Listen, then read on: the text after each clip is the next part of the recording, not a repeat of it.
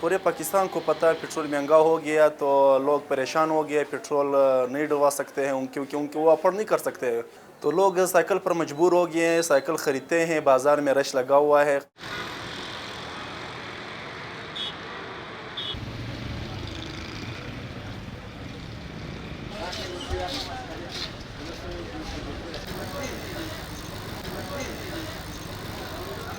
पहले हम आते थे गाड़ी में अपने ऑफिस नवाकली में मेरा घर है और मेरा ऑफिस एसपीआई बिल्डिंग असेंबली के पास है। तो हम डेली गाड़ी में आते थे पहले, मतलब पेट्रोल 150 भी था फिर भी अफोर्ड कर पा रहे थे, हम चल रहे थे। लेकिन जैसे ही पेट्रोल अभी महंगा हुआ है तो मैं आ जाऊँ साइकिल शॉप पे, अपने लिए भी मैंने साइकिल ली है और अपने बेटे के लिए भी मैंने साइकिल ली है।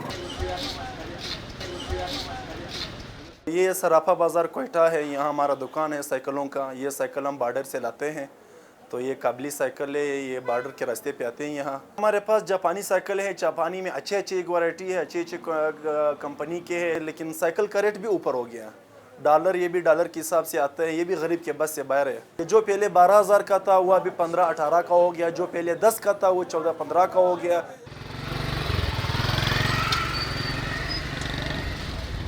तो हमने कहा इसी तरह हम अपनी सेविंग कर सकते हैं और कोई ज़रिया नहीं है। आपको जैसे पता है मार्केट में हर चीज़ महंगी हो गई है। मतलब आप वहाँ घी लेने जाएंगे या आटा लेने जाएंगे, उधर तो आप मतलब वो आपको लेना ही लेना है, मजबूरी है आपकी ना। आप वहाँ सेविंग नहीं कर सकते। आप सेविंग यहाँ कर सकते हैं, आप गाड़ी नहीं चला सकते, गाड़ी घर में खड़ी कर दें और साइकिल स्टार्ट कर दी हमने। इससे महीने का हमारा तकरीबन 7-8 हज़ार सेव हो जाएगा जो पेट्रोल भी लगता था।